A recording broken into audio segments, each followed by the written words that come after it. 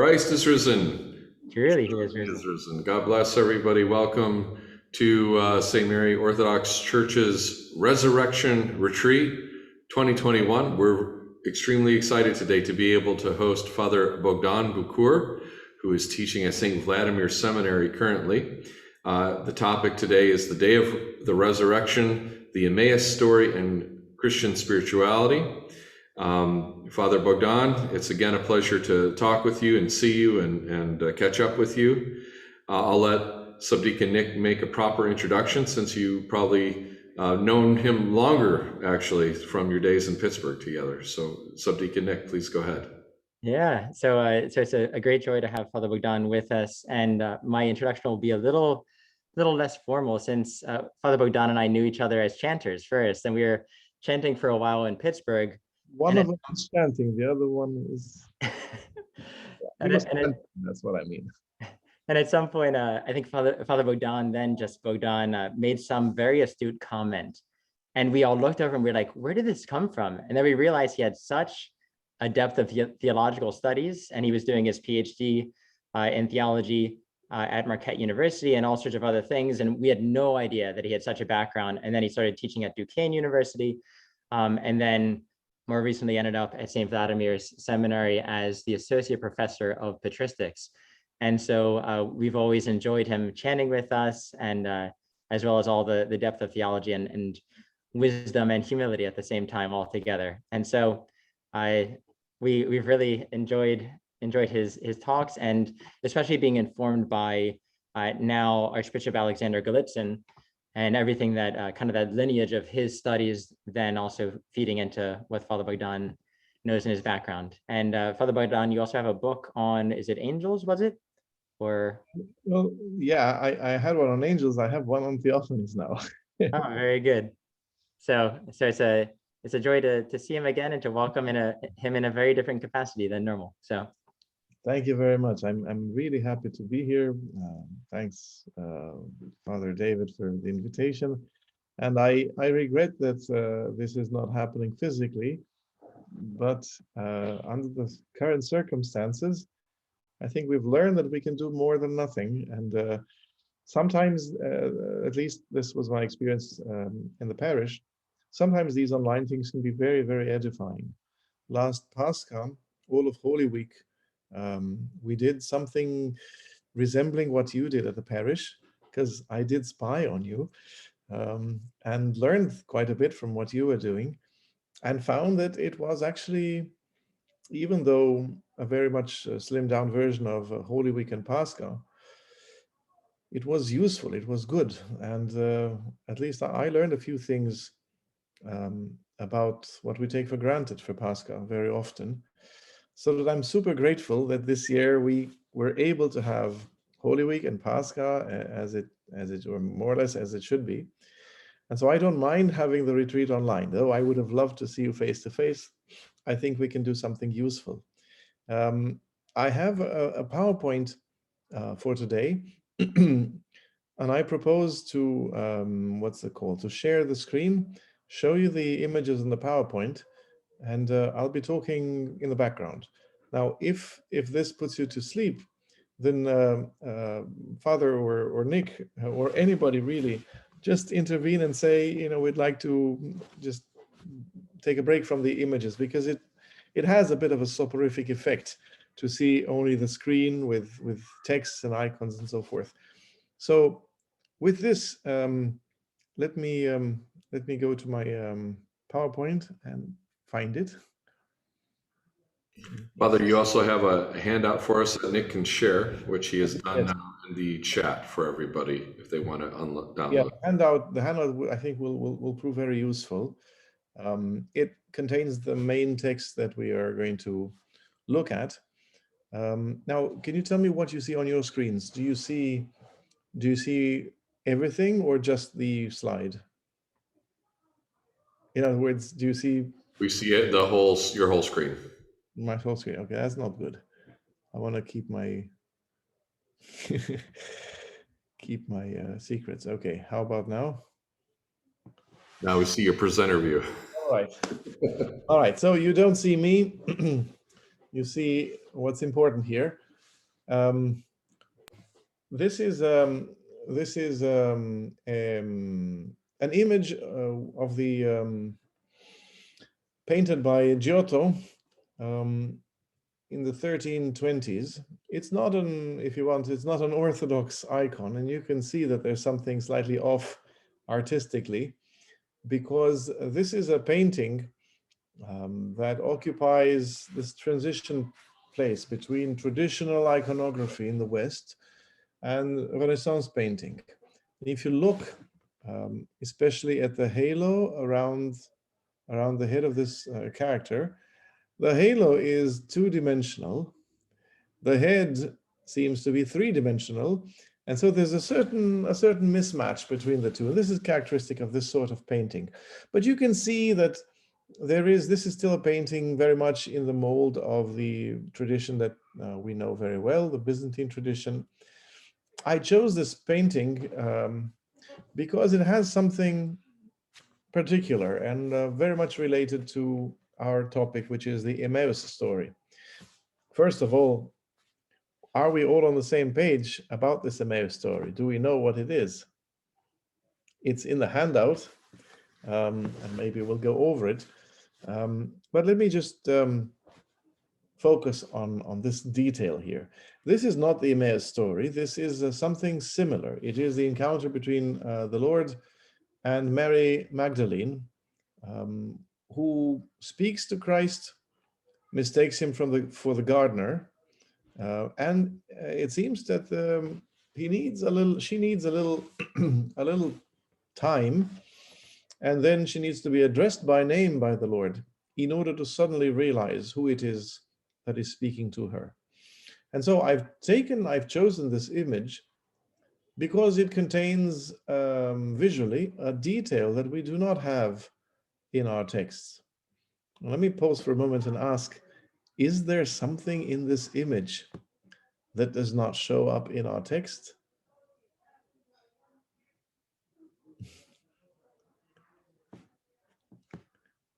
Going once, going twice. Maybe take in the entire picture.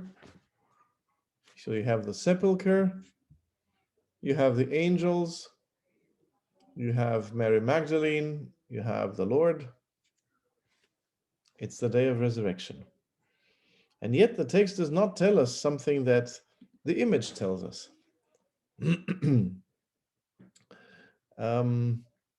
Well, I wonder, where in the text does it say that the risen Christ is luminous, as you see in this image?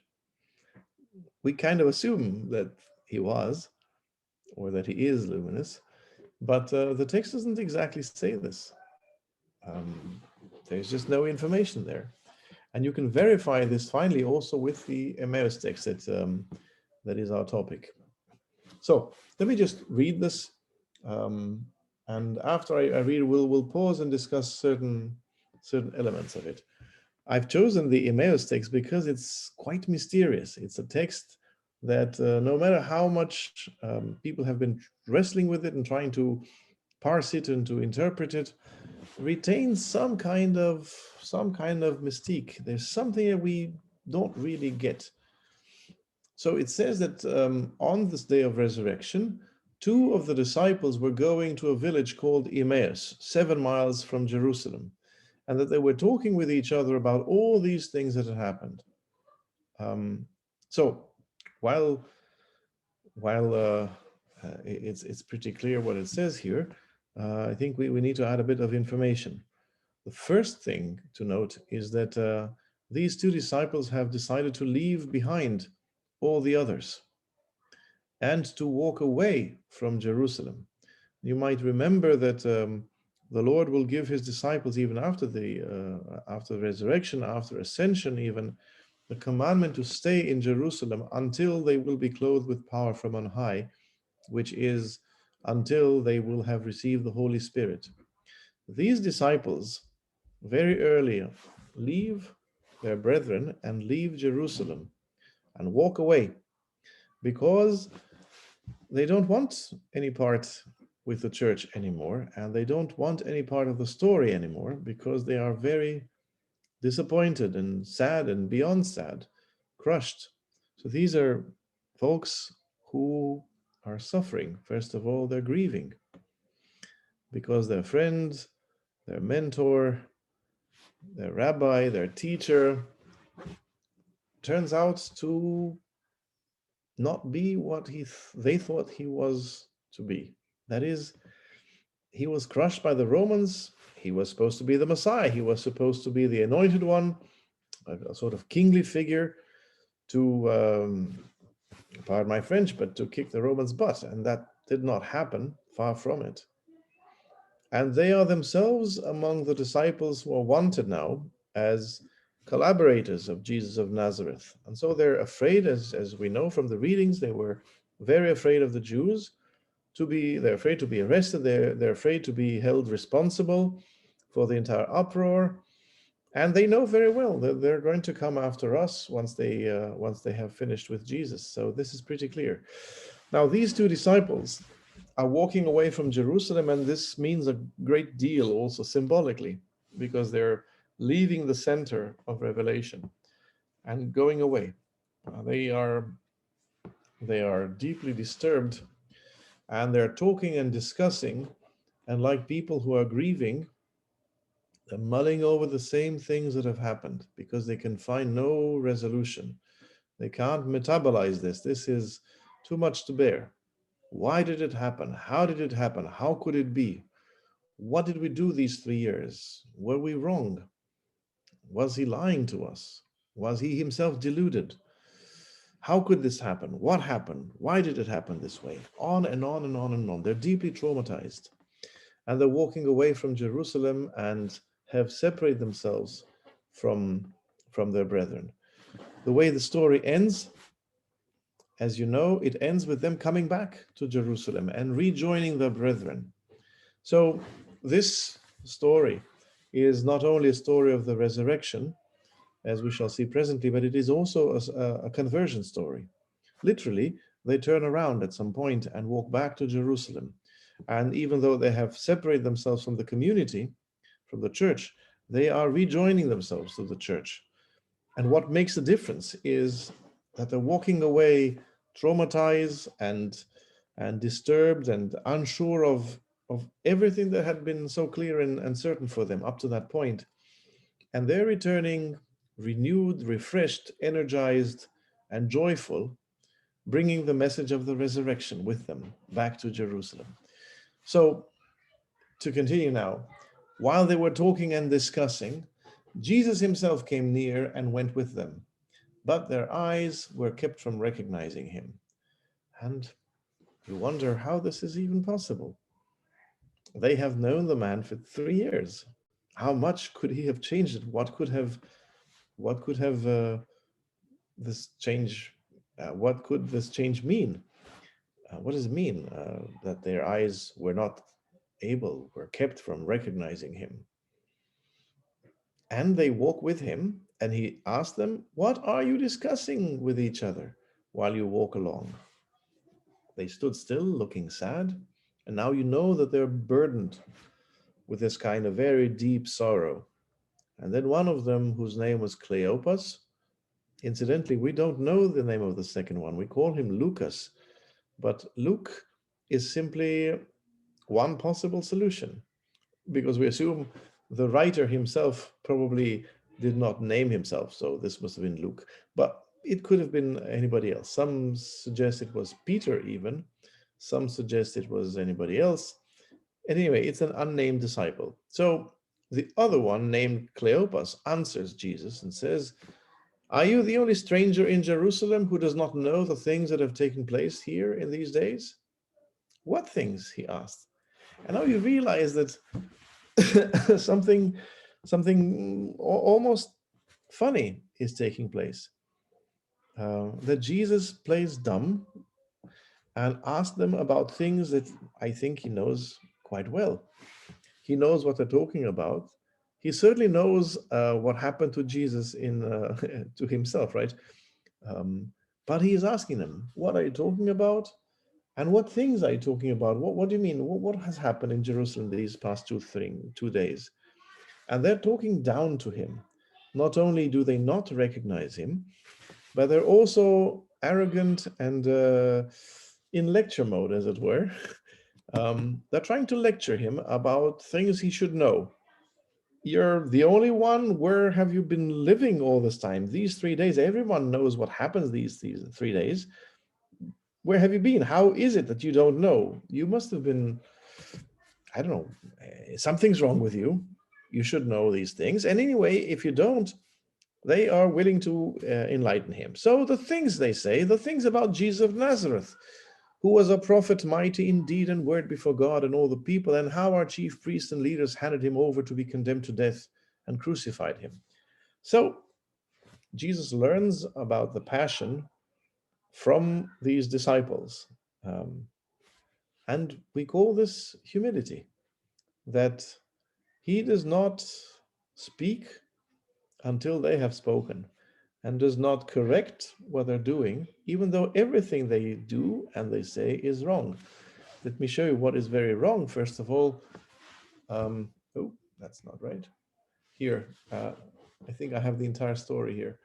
So the things about Jesus of Nazareth, who was a great preacher, a great prophet, but we had hoped that he was the one to redeem Israel.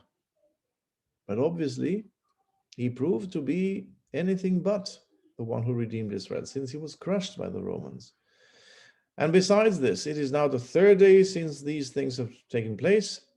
And he said to them, how foolish you are, and starts to correct them. But for now, the important thing is that he is walking alongside these two disciples, away from Jerusalem, away from the church, in the wrong direction.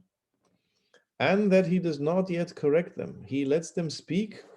And we see that they would, in Christological terms, they have a wrong Christology. They have the wrong way of talking about Christ. Jesus of Nazareth, at best for them, might have been a mighty prophet. And they thought he might even be the Messiah, but clearly this had been proven false. So he is hovering, in their opinion, somewhere between a prophet and an impostor. This is not really good Christology. And I think it is not really the prophet, but the impostor they have in mind. They think he's an impostor, I think, because otherwise they would stay there with their brethren. But rather than that, they leave because they've had it. They don't want any part of this anymore. They want to go back home and try to rebuild their lives and see if they can live again after these 3 years.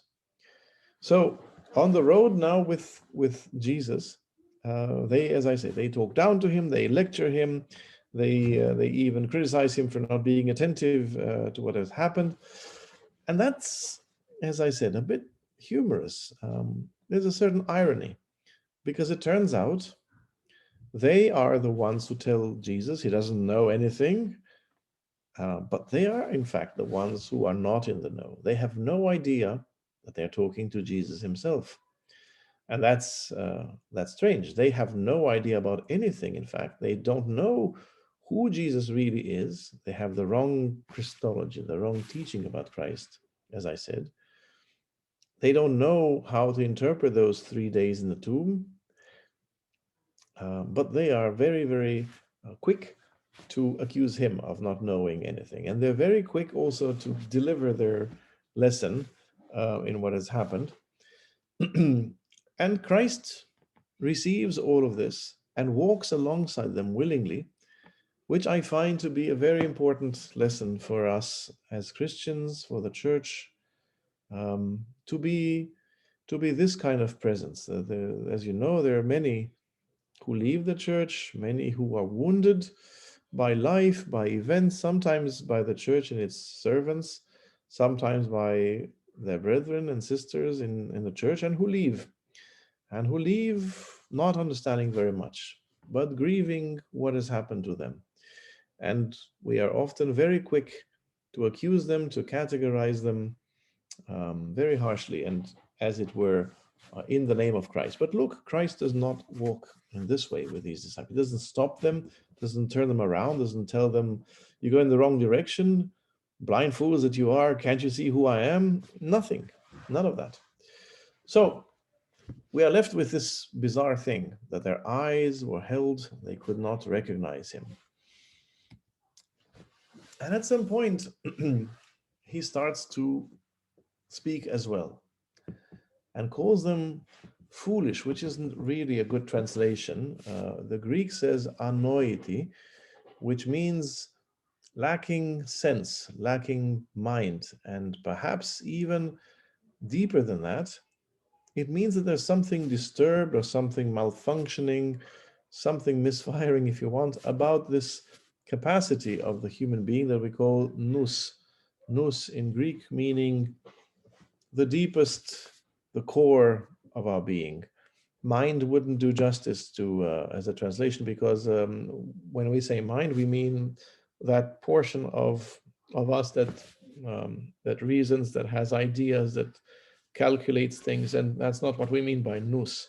Nous is the deeper, if you want, capacity of interacting with God in prayer, of receiving things like visions, things like the deep teachings of the scriptures. Nous is that by which we grow as true human beings, not only as animals. And it is roughly the equivalent of heart, cardia, in the sense of being the core faculty of the human being. As a matter of fact, the text here says, how foolish, how anoity you are, how slow of heart. So there you have these two terms, nous and cardia, really used as synonymous. And what is it with you that you are slow to believe, you're slow of heart, your nous is darkened, so you cannot believe all that the prophets have declared. And then he starts to train them towards the concept that they need to grasp, because they don't yet even have the concept of resurrection and of the fact that the suffering of the Messiah is part of what the scriptures preach. So very slowly, beginning with Moses and all the prophets, he interpreted to them the things about himself in all the scriptures. And obviously it works, because as they're drawing near to the village, and they have reached a point where they would normally be parting ways, they want more of this. And look, something has changed here. Something has shifted. They who were lecturing and despising this stranger are now listening, and probably in awe, because they tell him, stay with us, talk more to us. There is something about what he says and how he says, and something about himself that seems to have captured them, so much so that they relinquish their arrogance, and they relinquish their role even as seniors in the conversation. We see this, that when they have persuaded him to stay with them, he went in to stay with them, and at table he takes bread and blesses and breaks it, which isn't something expected. In fact, what we should expect is that they, or one of them, perhaps the older one, would have done this as the host. He has joined them. He's the guest. You don't give the guest this role, but they are so fascinated with him, and they have yielded to him in all things, and now they're ready to listen. So something has happened to them. They have been changed in some major way. And all of this because Christ, unbeknownst to them, is working on them, starting with the moment when suddenly he appears and engages them and listens to them, and moving on when he very, very gently trains them, purifies them, works on their darkened nous and petrified heart, and opens to them the scriptures, as we will read when they themselves give an account retrospectively of what happened later on. They say that they have been the scriptures were open to them. So he does all of this and prepares them for what happens when at table, he takes the bread, blesses and breaks it, and gives it to them. And then all of a sudden their eyes were opened and they recognized him. And this instantaneous phenomenon seems to be the result of this long process of purification, of training, by which they become disciples again, because they had given up their status of disciples. And so he retrains them, makes them again, re-domesticates them, if you want, and they learn to be as disciples with the masters, whereas before they were playing the master and they were considering him a sort of know nothing. So now, as disciples, they have the scriptures opened, and then aside with the interpretation of the scripture, because that's what it says here, right? Beginning with Moses and the prophets, he interpreted to them in the scriptures, in all the scriptures, the things about himself. So that would be what we call exegesis, interpretation, drawing out of scripture the meaning of all these passages. Well, that's one facet of the thing. But the other facet, of course, is this meal, which is one of those Eucharistic meals that follow the resurrection. He has several meals with his disciples, and they are what we carry out also, what we carry forth rather, in our liturgy. The meals of the resurrected Christ with his disciples. And their eyes are opened just as the scriptures are opened to them on the road after this long process of becoming disciples, of listening, of becoming students of the scriptures, and of partaking of the blessed and broken bread, which they receive from the hands of Christ. And still this mystery remains. First of all, how could they not recognize him? That's still strange. How could they speak with him for 3 hours? In fact, people have been computing the distance between Jerusalem and where we think Emmaus might be, taking into account that they are tired because they're grieving, and it is as if they had been doing a lot of very, very heavy lifting. They're exhausted, they're mentally not quite fit, so they're walking slowly and they're sad. It would have taken them some 3 hours. So for 3 hours you're walking with a man that you've known for 3 years and you don't know who this is. How could this be? And secondly, how is it that their eyes were opened? What does it mean their eyes were held and then their eyes were opened? They did not recognize him when their eyes were held, and then their eyes were opened and they did recognize him. And thirdly, why, as soon as they recognized him, he vanished from their sight? I mean, now that they recognized him, why not explain to them and to us all this mystery? But no, more mystery. Now he vanished from their sight. And they return all the way to Jerusalem. This time it takes them a lot less time because they're running, because they're energized and excited. And they say, the Lord is risen. So this is the text we have. Let me just pause for a moment and ask, is this mysterious or to you, or am I overdoing this? To me, it's quite mysterious, but perhaps you have some ideas, or anyway, I'm just looking for a vote, yay or nay. Do you find this text mysterious? People can answer in the chat if they'd like. I, for one, do find it mysterious, but hopefully in a good way. I enjoy the mystery of it.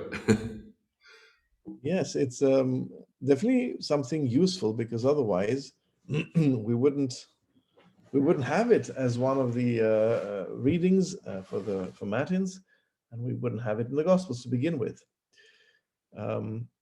Now, the disciples continue to mull things over, and as soon as Christ is vanished, they say to each other, remember, they've been speaking to each other about the trauma they had suffered, but now It's about this stupendous revelation. Now they say to each other, weren't our hearts burning within us while he was talking to us on the road, while he was opening the scriptures to us? And that very hour they got up and returned to Jerusalem. Now, remember the opening of the scriptures. This is their retrospective interpretation of what Jesus had done to them. When it was happening, that is when Christ was speaking to them on the road, um, they didn't quite understand what was going on. They start from the wrong premise anyway, that this was some stranger who didn't know anything, and it is only now they understand he was opening the scriptures to us, just as their eyes were opened, the scriptures were opened, and when the scriptures are opened, they realize that he's also been doing some kind of a surgery on their hearts. Their hearts have been burning. But interestingly, at the time when their hearts were actually set aflame on the road towards Emmaus, they had not noticed it. It was happening, but unbeknownst to them, they were numb. Now, in retrospect, they realized our hearts were burning within us while he was with us on the road. And so now they're in a better position to understand themselves, their experience, and their interaction. Um, it's been a fraction of a second, but within that fraction of a second, they've understood everything. They had a grasp of everything, everything that is important. So they return and they announce, the Lord has risen indeed, and he has appeared to Simon. That is why some suggest Simon is the other unnamed disciple. Maybe, maybe not. Anyway, disputed issue, unresolved. And then they told what had happened on the road and how he had been made known to them in the breaking of the bread. So now we know that the breaking of the bread has something important to do. It's absolutely instrumental and crucial for the recognition of the risen Christ. So he had been made known to them in the breaking of the bread. And then he said to them, I've skipped here from verse 35 to verse 44, the moment when Christ appears and addresses the disciples. But notice, when Christ appears, the last verse, 45, it says, then he opened their minds, their nous, to understand the scriptures. So you have an opening of the eyes, an opening of the scriptures, and an opening of the nous that are coextensive. Somehow it's the same kind of opening. And we know now that there is something that's not quite right with the disciples, not only with the two, with all of them. The two disciples had their minds already opened on the road to Emmaus, but everybody else that stayed was not in any way better than these two. Let me go back to what I said earlier. Sometimes we have people walking away from church, walking away from the faith, and so forth, and we're unfortunately often quick to judge. This text tells us, I believe, that the only difference, and maybe I'm overstating my case here, but I think the difference really between the two disciples and the rest was the two disciples were more sincere. They were more honest with themselves. We don't believe. This is nuts. This is not what we thought. This is disappointing. Let's go home. Okay, let's. And the other guys, they haven't really figured things out yet. They're not as bold, and they're not as honest, but they're just as damaged. Their nous is just as darkened and requires the same kind of thing. I'm not saying that we should be celebrating the darkened nous that leads them away from Jerusalem. I'm just saying that we're in the same boat. That is all in need of the same opening of the eyes, of the heart, of the mind, and of the scriptures to us. And Jesus, who is the healer of body and soul, as we call him, and the lover of mankind, that is why he's attaching himself to them. And he does not judge, he does not accuse, he does not give directions. He provides exactly what they need, and he condescends, he abases himself to give them what they need in the manner they can receive. There's very slow, very patient, drop by drop, drip by drip. I think this is something of a lesson for us as church, that this is how we should do church, do Christianity. But the story remains mysterious, I said. So let me show a little text that might help us understand this mysterious business of not recognizing him. The text I'm going to show you comes from a writing called the Book of Biblical Antiquities. The Book of Biblical Antiquities, which was composed in Hebrew, perhaps Aramaic, but more likely Hebrew, in the Holy Land around the time that the Gospels were composed. It might very well have been a composition of the Pharisees. So it's the kind of theological work whose ideas might have been current among Jews of the first century. And this book of biblical antiquities is essentially a retelling of the main, the scripture's greatest hits, if you want. Genesis, and then more sparsely from here and there, Moses, David. It is a treasure trove for us because it gives us insight into what people in the first century of Judea might have understood. And so from this text, I think we can get something to help us with our interpretation of the Emmaus story. Now, here is the Book of Biblical Antiquities retelling of Moses' descent from Sinai. As you may remember, when Moses comes down from Sinai, his face is radiant. You have here the text on the left column. Moses comes down from Sinai with the 2 tablets of the law, and he did not know that the skin of his face had become radiant. Or in the Septuagint, the Greek Old Testament, it says his face was glorified, with the same implication of radiance. He had been speaking with the Lord, and this is the cause of his radiance. When Aaron, Moses' brother, and the other Israelites saw Moses and noticed how radiant the skin of his face had become, they were afraid to come near him. And only after Moses called to them, addressed them, that is, by name, Aaron and all the leaders of the community come back to him. And Moses then spoke to them. Now, this is the biblical text. The Book of Biblical Antiquities retells the story and says the following: Moses came down, and because he had been bathed with light that could not be gazed upon, he had been gazing upon God's glory. He had gone down to the place where the light of the sun and the moon are, which to the ancients might have been some kind of a spiritual place, because sun and moon were not simply inanimate objects, but bearers of more than not bearer of messages from God. The light of his face surpassed the splendor of the sun and the moon, and he was unaware of this. So his face is radiant. That one we know. Now, when he came down to the children of Israel, upon seeing him, they did not recognize him. Literally, the Latin, we have this text preserved only in Latin. It went probably from Hebrew to Greek to Latin, but all that is left for us is the Latin. So literally here it says, when he came down to the Israelites, upon seeing him, they did not know him, they did not recognize him. But when he spoke to them, then they recognized or knew him.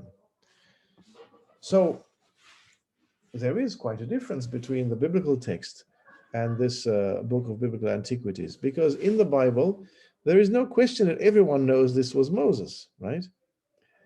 The problem is they know it's Moses, but they see him luminous, and so they're very afraid, because of course you're afraid. You see a human being lighting up like this. That's not only strange, but anyway, fear-inducing. In the retelling of the Exodus story in the Book of Biblical Antiquities, there's nothing that they see about this radiance. They don't realize any kind of radiance, but they also don't recognize that this is Moses. So in the Bible, they know it's Moses. The Book of Biblical Antiquities, they don't know him. They don't recognize him. In the Exodus story, they notice his radiance and are afraid. In biblical antiquities, they don't see any radiance. but their perception of him is distorted. Now, this is not simply an accident there, because the same book of biblical antiquities has another retelling of the story of David and what's his name, Goliath. The biblical story we have has David, as you know, shooting. Oh, help me out. What's it called? Sling. The slingshot. Slingshot, yes, and hits the Philistine on his forehead, and then he kills him. After he returns, as David returns to the troops after the slaughter of the Philistine, Abner took him and brought him before Saul, and he's holding the head that he's decapitated. He's decapitated Goliath. He's holding the head of Goliath in his hand, and Saul said to him, "Whose son are you, young man?" And David says he's the son of Jesse. Okay, there's no question here of David being recognized. They know it's David. They know it's the same guy. They just don't know who his dad is. So, in the Book of Antiquities, again, completely different thing.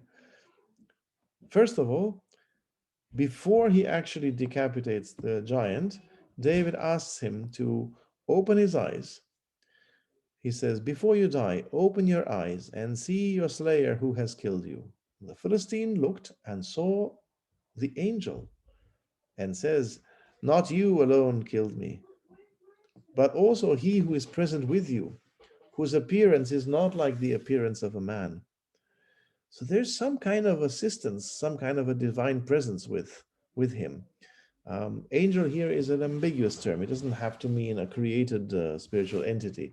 It's some sort of otherworldly presence. Remember, we are seeing this through the eyes of the Philistine, of Goliath. But there is something peculiar about David. It's not really fair. It's not David and Goliath. It's David plus the divine presence, and Goliath on the other hand, and Goliath then loses.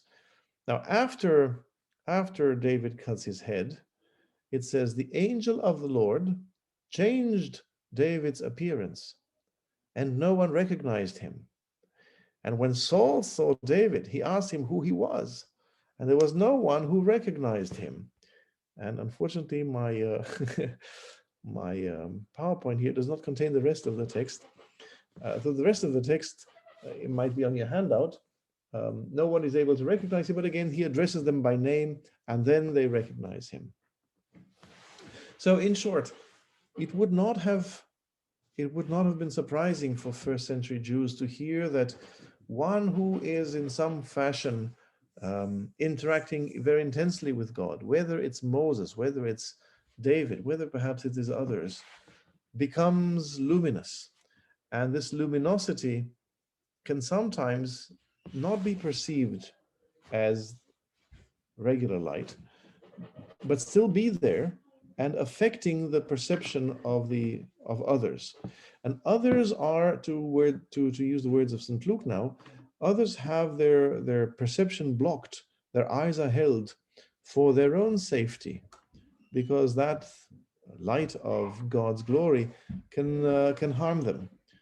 And so this is the one who holds their eyes from seeing is God, because their state is not proper. There is this buffer of time and of maybe a change in condition in the case of the risen Christ. But the thing is, to go back to the icon, you remember the icon shows Christ luminous. That luminosity is not something that the eyes can see. It is there.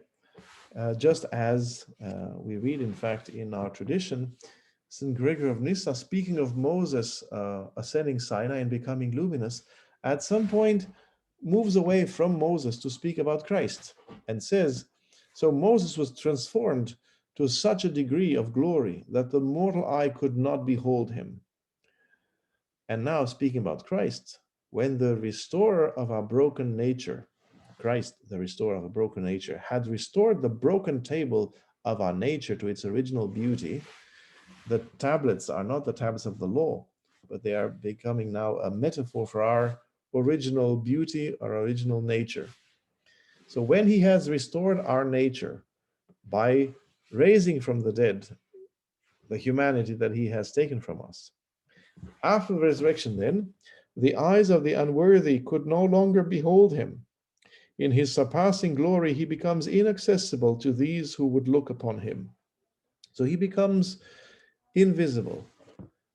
By the way, when it says here in Luke that as soon as he opens their eyes and they perceive him, they vanished. He vanishes. It says he vanished from their sight. He vanished from the sight doesn't mean he goes away. It means he goes away from their perception. They can no longer perceive him, but he is present. Everywhere present, right? We know that one. Everywhere present, but invisibly present. And since you and I have celebrated liturgy, I'm sure that you have sung, "We have seen the true light." No, we haven't actually, because we've sung "Christ is risen," but regularly we say, "We have seen the true light. We have received the heavenly kingdom." And perhaps there are some among you who have seen the true light in some more direct way. But I can tell you that I have not, though we did see without seeing, without perceiving it, rather. It is there, but our eyes are held because we're not capable of functioning quite that way. So we have one little key then to understand this. Another key to help us with the interpretation of this mysterious text, Luke of St. Luke, is to read it in conjunction with the book of Genesis, because in both the Emmaus story and Genesis, you have essentially these three movements. He took bread and gave it to them, just as Eve took fruit and gave to Adam. And then their eyes are opened, and then their eyes are opened also, Adam and Eve. And they knew him, the disciples knew him, and they knew something, also Adam and Eve. So even though the stories are very different, the structure is similar enough to make us wonder if perhaps there isn't some connection that St. Luke intended here. So eating something that affects a condition of blindness, which is there, by opening up the capacity to see and to recognize or to know something. It is true that when they eat from the hand of Christ. When Adam and Eve eat, they eat the forbidden fruit from the wrong hand, let's say, from the wrong provider. Now the eyes are open for both, and the knowing also happens.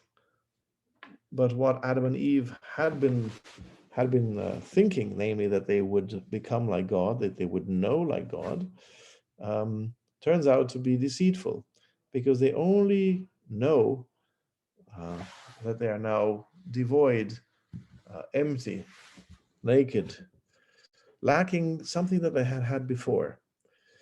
And so there is a parallel between the two, but it is an antithetical parallelism. That is, they correspond to each other as in terms of structure, but Luke is a sort of turning around what went wrong in Eden, because the bread that Christ gives them undoes the wrongful partaking in Eden.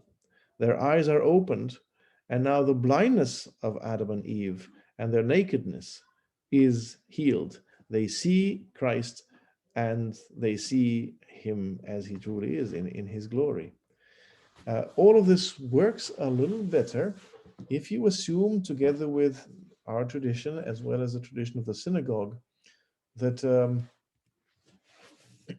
that Adam and Eve were clothed in this robe of luminous glory before the fall, And when they saw themselves naked, it is not that they realized they had been naked all along, but rather that they realize they have just become naked right there and then with this wrongful partaking.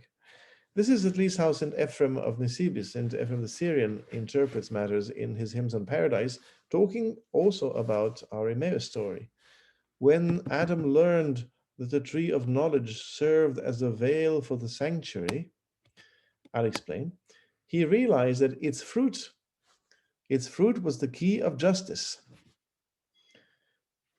Now look at 15:4. When the disciples' eyes were held closed, bread was the key whereby the eyes were opened.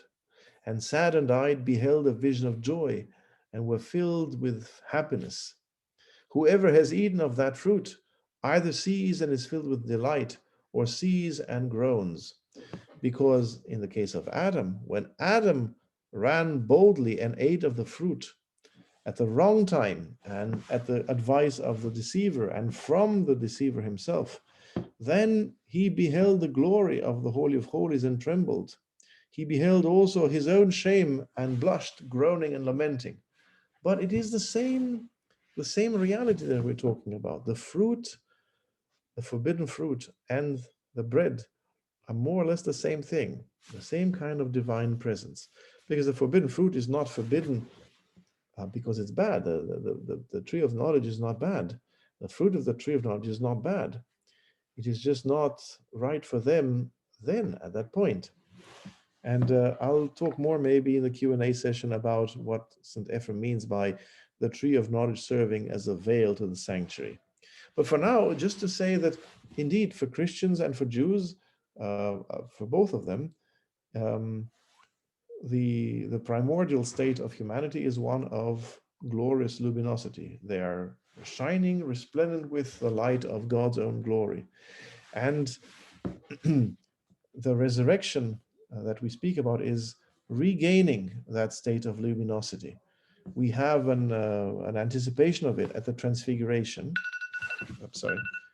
We have an anticipation of it at the resurrection, but fully then, with the risen Christ, we have what Adam could have and should have become, fully glorious with that glory of God. Lost in Adam, regained in Christ. And so partaking of the Eucharist is the undoing of the wrongful partaking in Eden. And with that in mind, that parallel that I established or tried to establish between the Emmaus story and Genesis 3 maybe holds a bit more water. Now, in our tradition, since we're dealing with where this is going in our Orthodox spirituality, the fathers have loved to insist a great deal on this burning heart that the disciples experience. When Christ is, as it were, working on them, they noticed in retrospect some kind of fiery action of Christ upon them.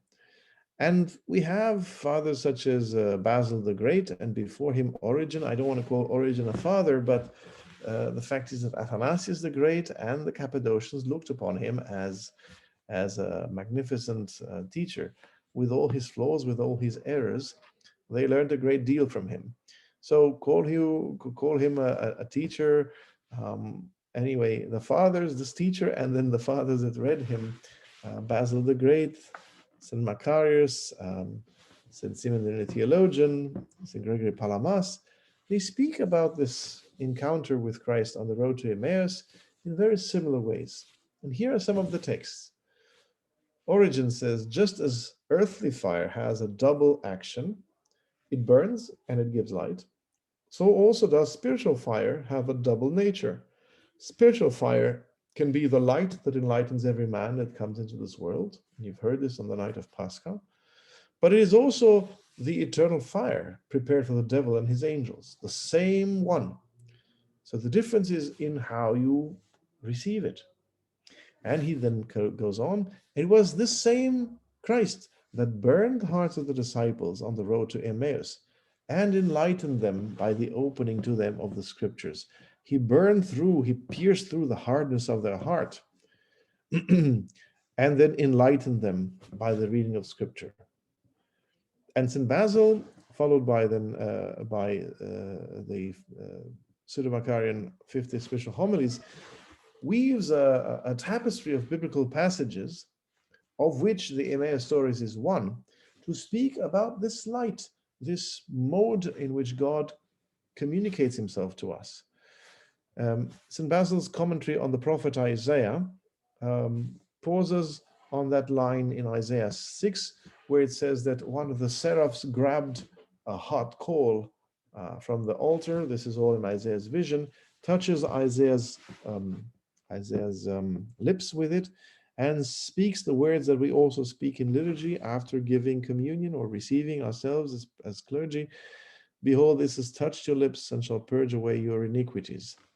And so St. Basil pauses there and says, what sort of fire is this? It purges sins.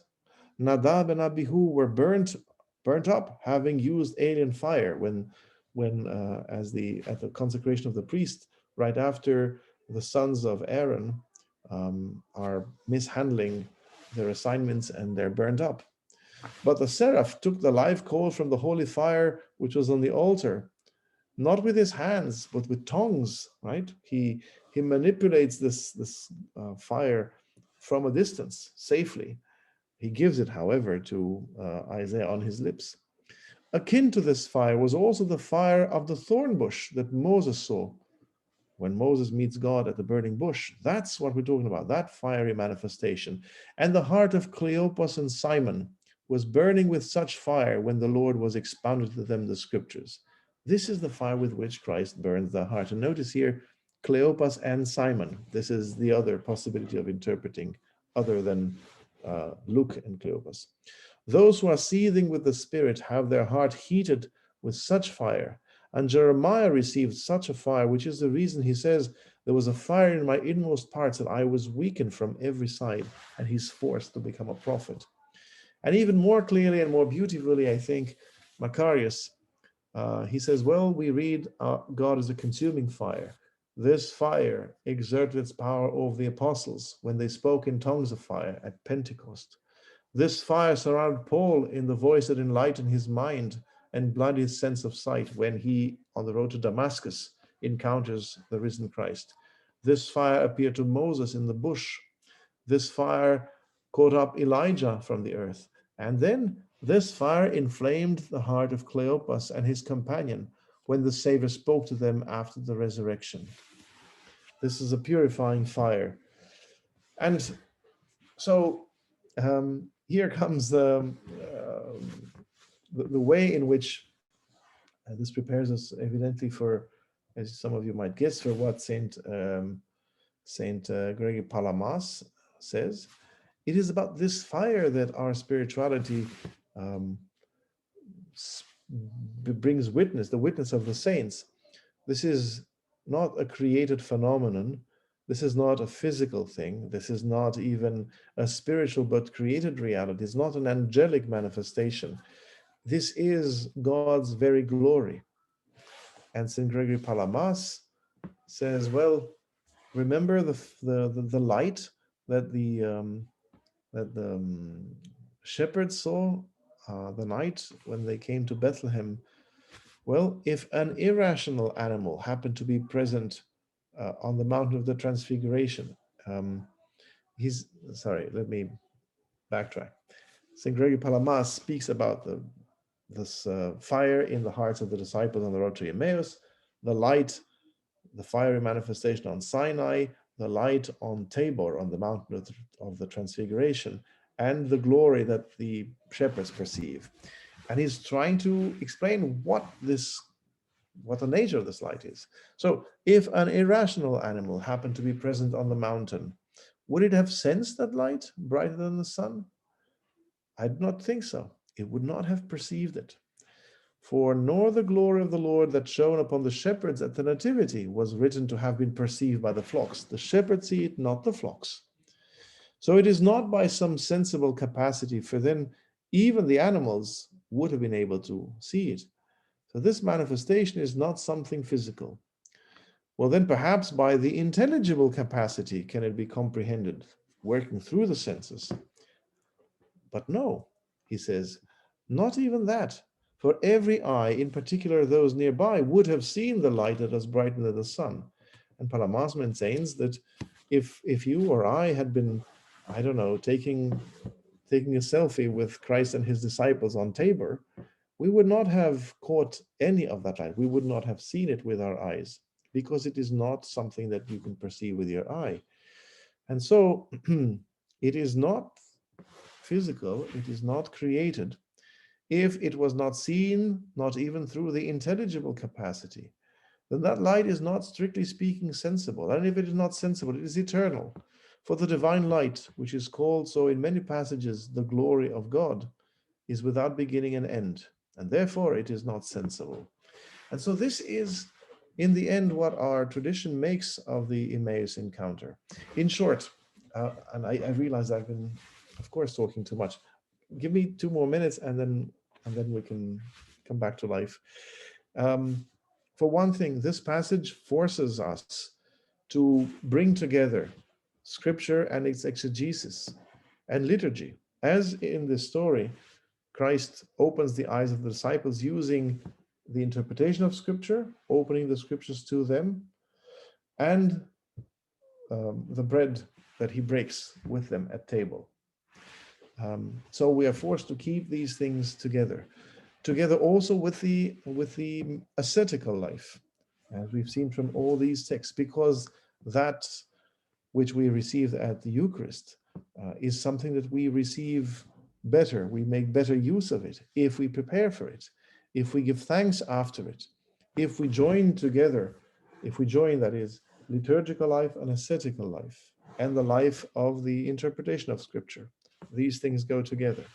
And from the ministry of our Lord to the disciples, I think we've learned, I try to point that out, that ministering to one another with humility and with patience and with the kind of gentle love that we see in Christ must also be part of it. Otherwise, we won't be able to interpret the scriptures rightly, or partake, as we say, worthily of the Eucharist, or escape delusion in our private inner life. So these things must come together. And this is essential, I think, for Orthodox spirituality. The coming together of these fasts, the holding them together, is perhaps one of the defining marks of Orthodoxy. And secondly, we have this interplay between outer and inner, outer events and inner coming of the Lord. We've heard of it today at liturgy with St. Thomas. You can see and not see, and then you can perhaps not have the privilege of seeing and yet see. What I mean is, Thomas was there, saw Christ, and with him face to face, cannot believe that this is who the disciples say he is, until he connects with him in some more intimate way. And Christ invites him. Put your hand, test. Yes, he's not afraid of that. We don't need to defend the resurrection to anyone. So that kind of interaction brings what we see outside of us in the scriptures, in the testimonies of the saints, in accounts about the burning bush, about the nativity, about the resurrection. All those things become real and very real to us. That is also part of what I think we learn. And finally, one last brief note that I think is useful. Notice that when Christ opens the scriptures to them, we don't learn what scriptures, which passages, and what did he say about them. It is all the scriptures that speak about Christ. And there is no way for us to get the list, send me the list of passages that he discussed with you on the road so that I can replicate that exegesis. Because interpretation there is the business of disciples, and it is oriented between the disciples. It is oriented towards the inner life. It is something that is consumed between the disciples and the master. It is the mystery of the church ad intra, inside the community of disciples, and it cannot be made into an instrument with which we can then attack others or defend ourselves from others. It is not a weapon. It is not apologetics, at least not at this stage in this text. I think this is very important for us to notice, that the business of doing church and of being Christians is first and foremost about discipleship and about our transformation, our repentance, our transformation, and as the story teaches us, about our conversion. And only secondarily, if it needs to be, an issue of facing the world in the sense of attacking or receiving blows and responding perhaps in kind. This is important because very often we have the tendency to go to war with people and things we don't like, forgetting that we absolutely have to be and become disciples again and again and again, as this story I think teaches us. Anyway, I hope that you have stayed awake and perhaps have some questions or observations or points of criticism. So I'm open to a discussion with all of you. Thank you for your patience. Thank you very much, Father. That was wonderful. I knew you were going to blow my mind, and did not fail once again.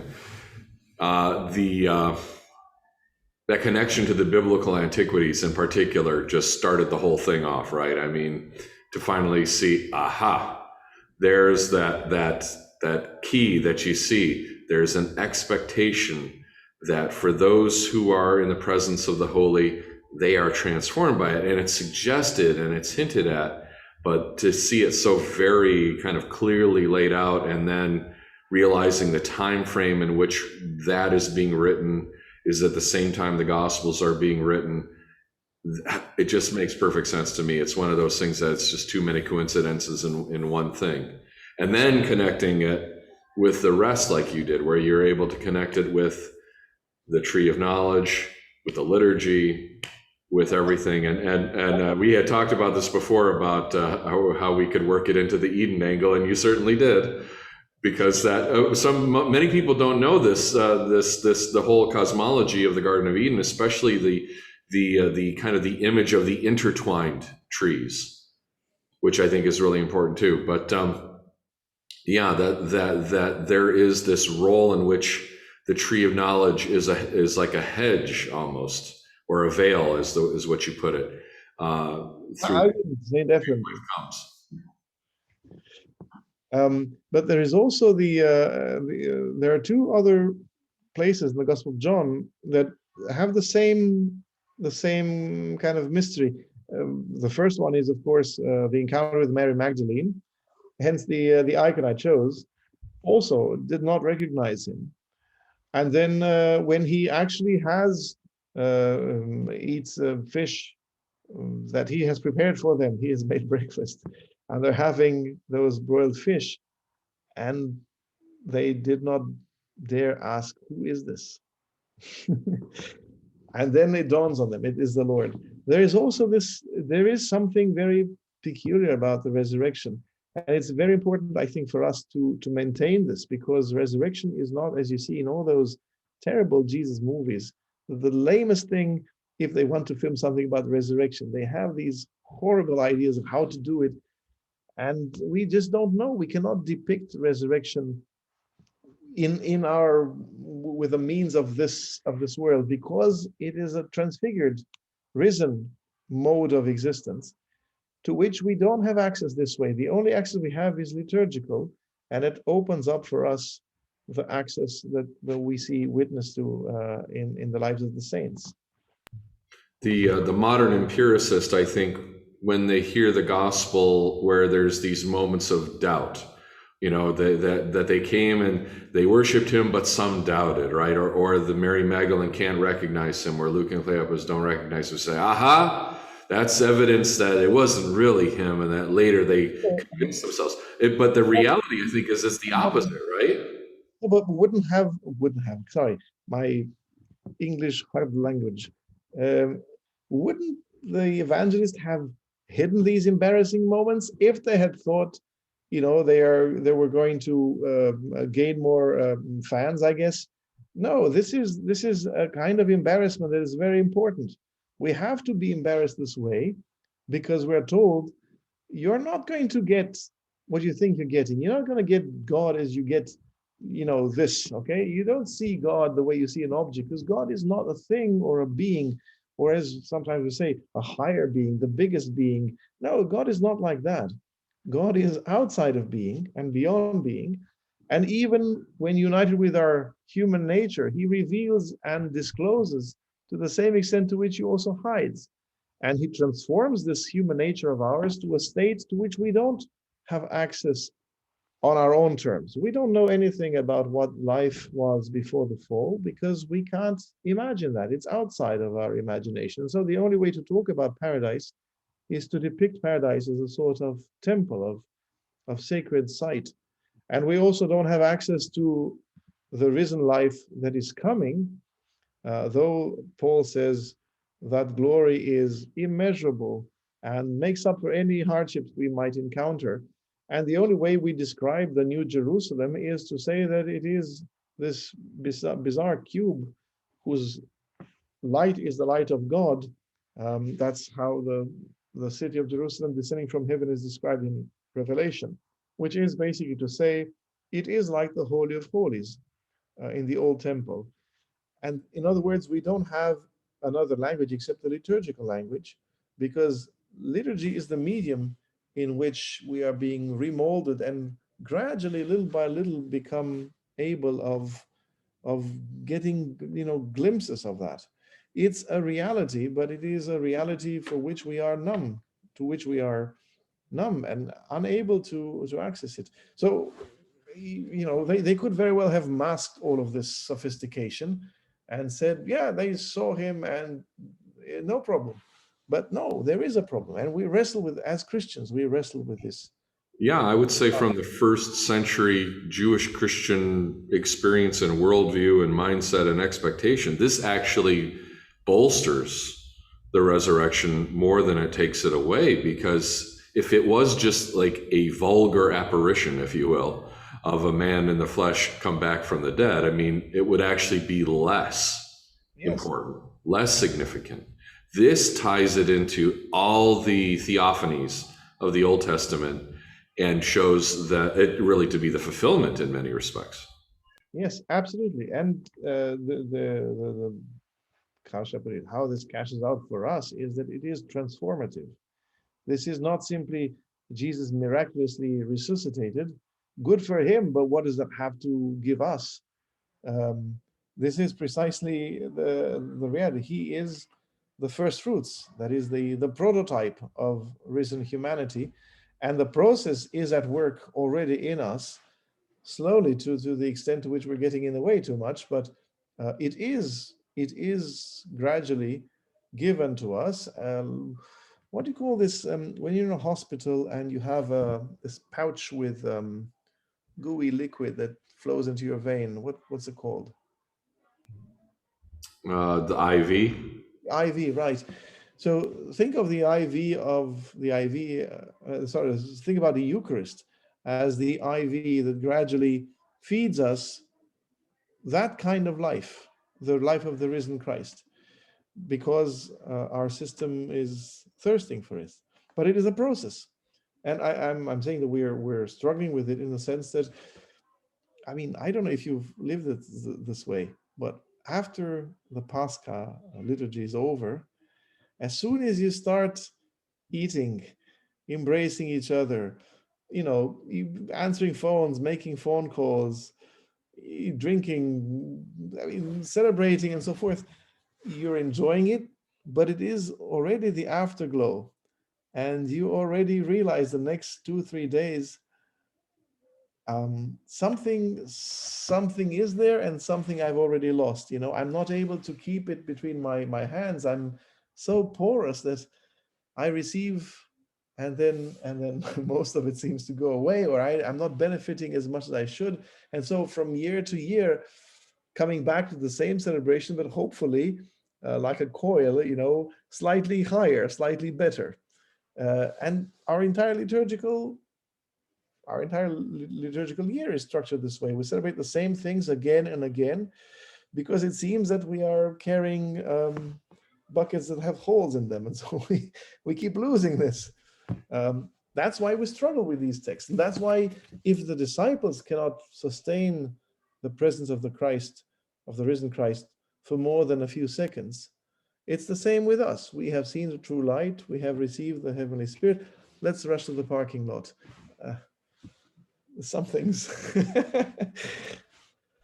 Yeah, I realize the wisdom of the ancient canon that said to be in church during the bright week every day as well, because you can't do 47 days of Lent and Holy Week and then have only one day of Pascha. It's you have to have that whole week to just come down and not lose it all, right? It can get away from you so fast, but to come and to really soak it in and let it nurture you, like you said, the nourishment of the Eucharist, but also the resurrection celebration itself.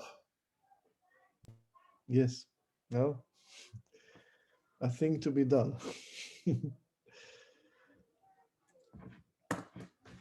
All right. Well, let's open up for any questions people might have. If you do, there is a very simple way of doing that, and that is to put it in the chat for us. If you'd like to, or there's a Q&A button as well. I don't see anybody has used that, but you're welcome to do that. And lastly, if you really want to talk instead of write, you can raise your hand and we can give you permission to speak, I guess. Oh, I see here, mysterious but comforting, oblique but realistic. Yeah, that was your question about, do you think that the story is mysterious? It sounds very orthodox. United but not. Yeah. All right. Can I ask a question on my side? Yes, please. So at least when Luke and Cleopas, or Simon and Cleopas, or whoever they are, end up, I guess, breaking the bread with Christ, and then he vanishes, they have, it seems like, a renewed energy, because they immediately leave. They were planning to sleep. They were telling Christ, you can't go further, it's late. And then they run back at that very hour. And it's something that I had not realized before, that somehow, I guess, they had this renewed, I don't know, divine eros, or this renewed capacity to go further than they could before. And I don't know if that's worth speaking about, but it seems like before they were learning about the scriptures, seeing all that, and it's when they fully, I guess, know Christ in the Eucharist, that then they have this burning to run back and then join the disciples again, and then they know exactly where to go. But that just kind of stuck out to me in particular. They know exactly where to go. They know who their brethren are, and they know what the right thing to do is. It's crystal clear, just as with the prodigal son. Whatever time of the day it was when he finally came to his senses, I'm sure that he didn't waste one more minute. He must have started on his way back right there and then, and with the conviction that this is definitely it. And in the case of the disciples, yes, definitely re-energized, as we can imagine. I mean, this is a complete undoing of all the stuff that has been plaguing them, all the doubts, all the misery, all the tiredness is gone, and we have seen the true light. I mean, were it only that I take, we have seen the true light in the same way, now let's go forth in peace, and that we do go in the same kind of strength. That's the project. It's a good text as a sort of to give us the parameters of how to, I keep saying, how to do church. Find something nicer than that, but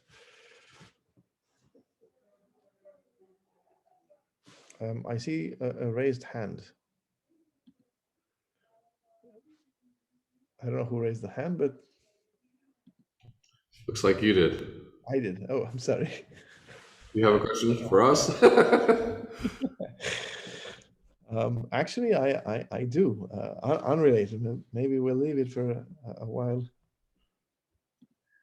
All right. Don't be shy, folks. If you have a question, here we go. Ben asks, my question is, I so admire the work of Archbishop Gallitzin and the Theophania School. I often have friends ask what they can read who are non-academics, because it seems that a lot of the scholarship is at such a high level. Do you know of any readings that are written for a more general population on these topics?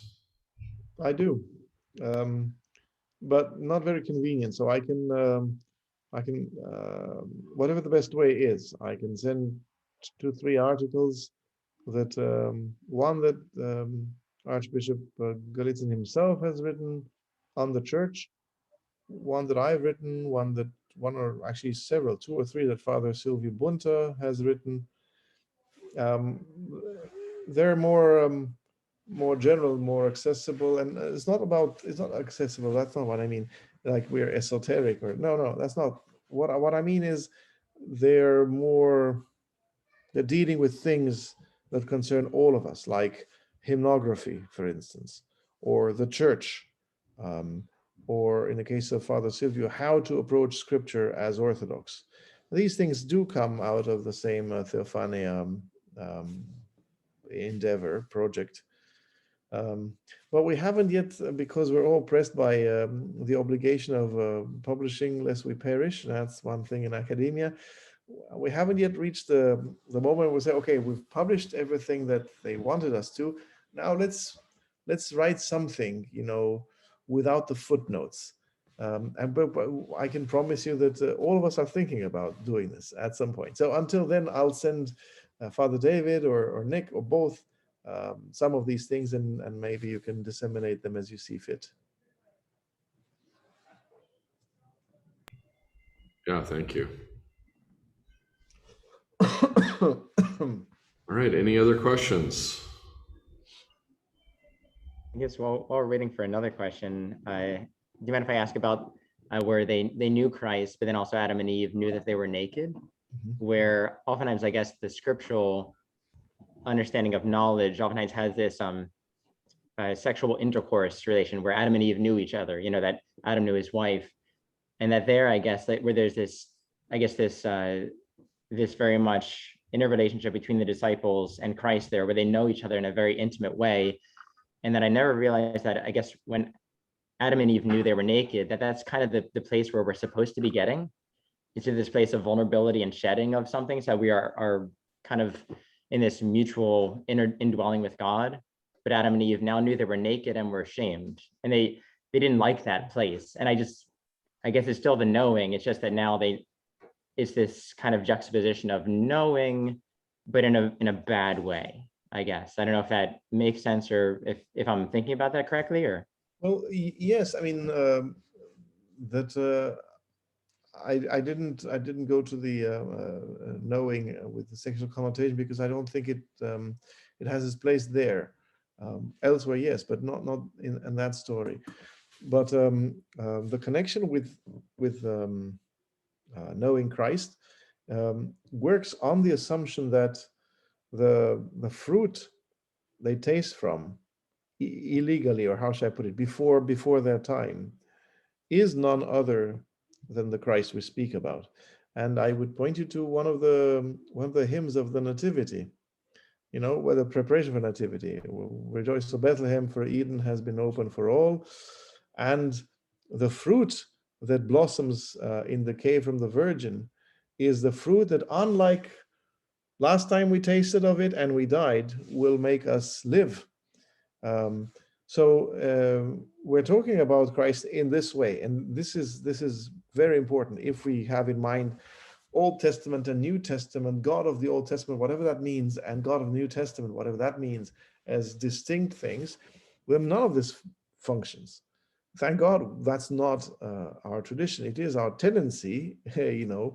Very often we talk about this and it seems innocuous, but it isn't. It is a very bad thing for theology.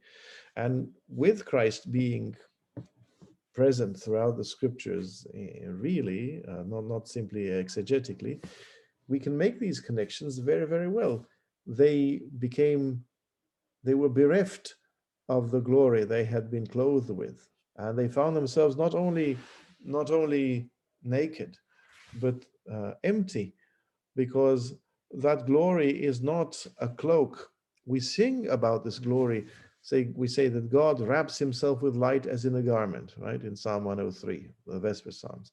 And we speak about the garment of light when we baptize somebody. Grant me the robe of light, O most merciful Christ. Yeah, or we have put on Christ. But this is a metaphor. The reality is the presence of God is not clothing us from outside. It is radiating from the inside out, and it forms, as it were, a cloak, metaphorically, but it is an inner thing. So then to be naked of the garment of glory means to be empty. And that is the reality that they notice. The problem is that it makes them despair and become sad, but also ashamed in a way that is not saving. They hide from God, and the more God is asking, the more they reject that offer and deflect from Adam to Eve. The wife, not me. And by the way, who gave me this wife? The wife you gave me. And she moves the responsibility onto the serpent. Poor serpent has, I guess, nobody else to blame. It has to take the blame. But this tells you something, that something is already profoundly twisted and perverted. And it's no different for the apostles, except that they embrace it, and they like the sinful woman embraces the feet of Christ, of whom Eve fled away. She embraces them. Like that, these disciples become full because they receive not by fraud, not before time, but they receive in the right way, in the right context, and then they're filled. Their eyes are open to recognize him. And Christ is not only outside, but also inside them. They receive the Eucharist. And in the fullness of that reality, yes, they go and proclaim something that is not an exterior truth that they can bear witness to. The moon is full, or the sun is coming, but they are themselves the medium of that resurrection. They are embodying it, and so they're credible. And I guess this is why Christianity is powerful, not because it has secular power or because it has intellectual ability to convince. It's because of those among us who embody it, and that we're trying to, as best we can, imitate. So that's how I see the connection between the two.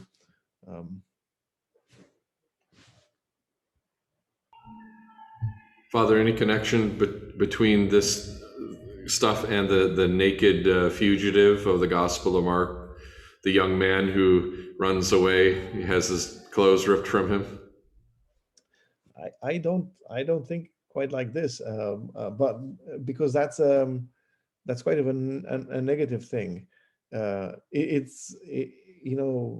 story of Joseph, when he runs away, rather naked and embarrassing himself in front of everybody else, with all the risks that come to him afterwards, rather than give in to sin.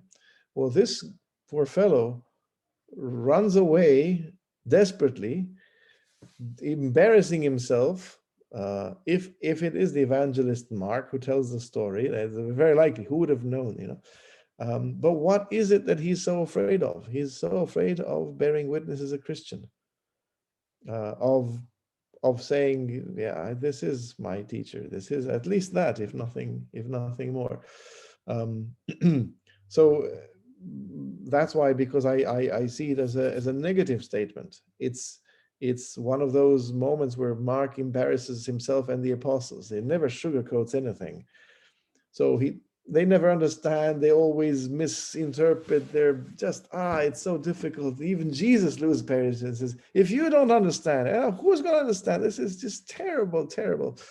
So given that context, that scene is painting the disciple in a negative light. And that's why I think the connection would work perhaps better with, as an inverted parallel to Joseph.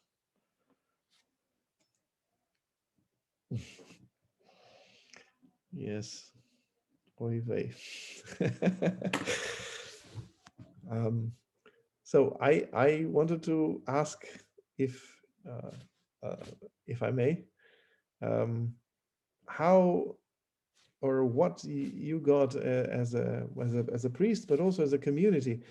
If you've gathered something useful from the celebration of Holy Week and Pascha last year, when we couldn't be together, I'm asking this because I had a joyous and most horrible experience at the same time, and I felt very, very naked afterwards, very weak, and anyway, despite the goodness of it. So I'm very curious how communities have lived through it.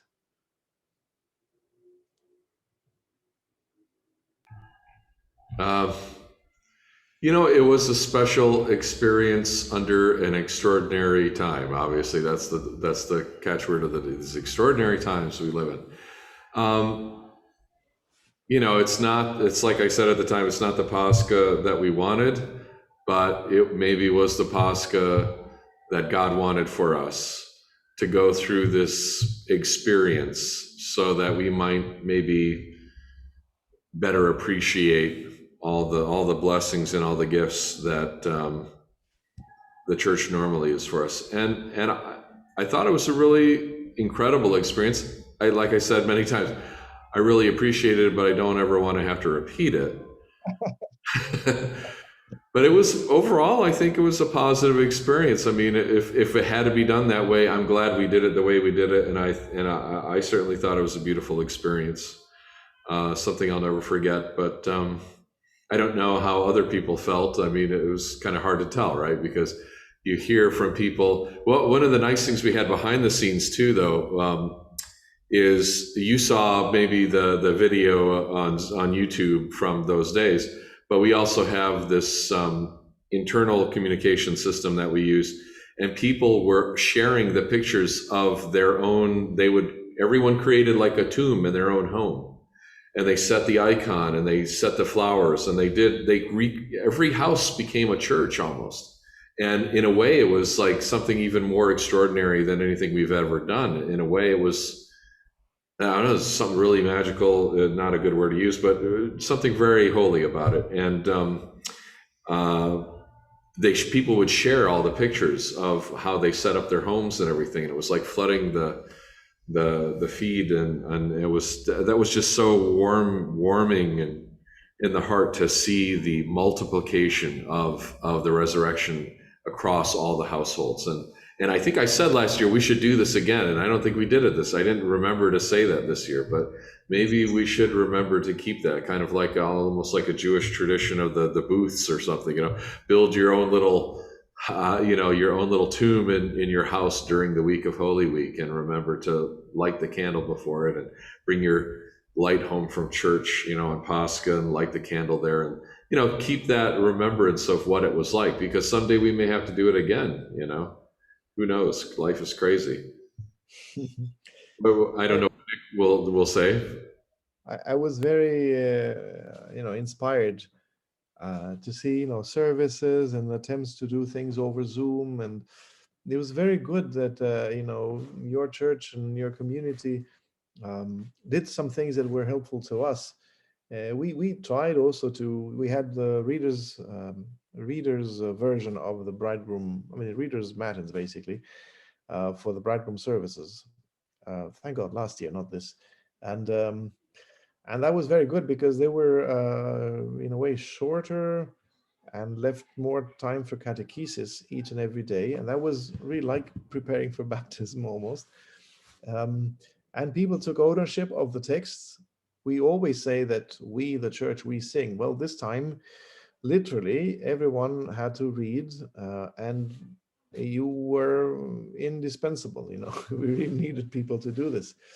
But the thing that struck me was just how much we rely on the externals, on having a church, on gathering in church, on having written prayers, on having liturgical services set up. And suddenly I realized all these crutches, if taken away, make me discover just how dependent I've become on them. It's not a good thing. I have a very unpleasant feeling. All those things are there so you learn to pray, essentially.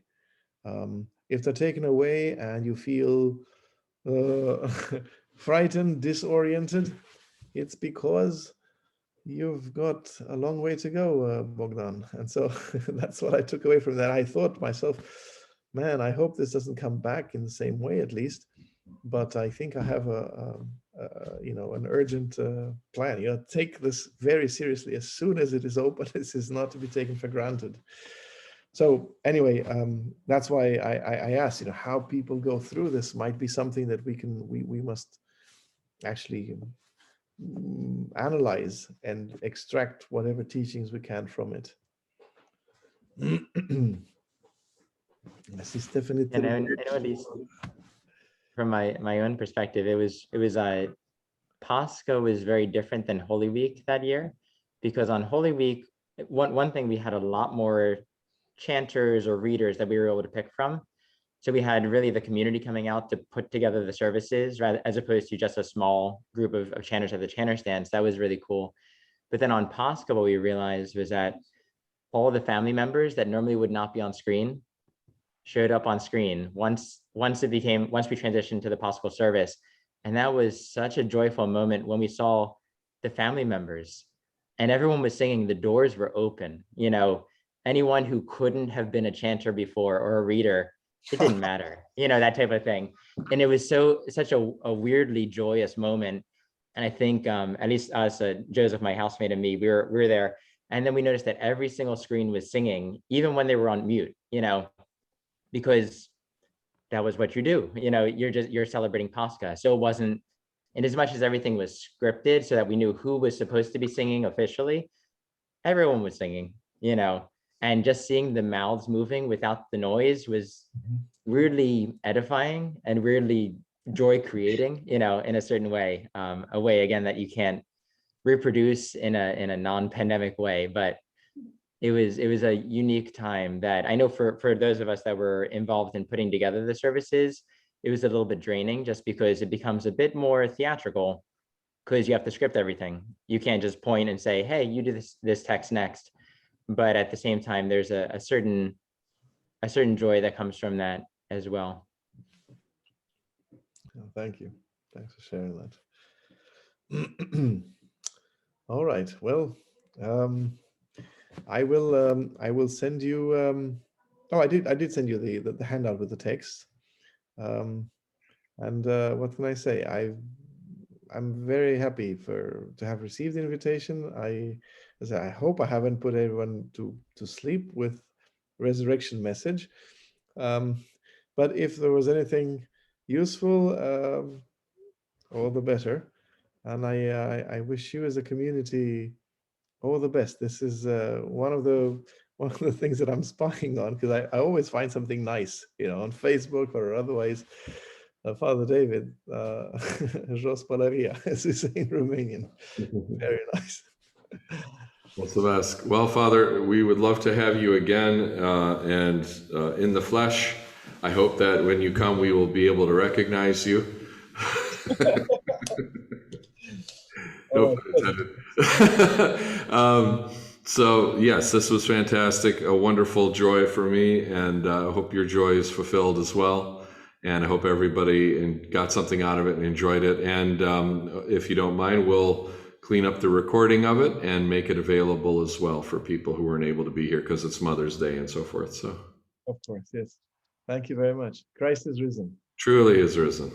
Really is risen. All right. Thanks, everybody. Take care.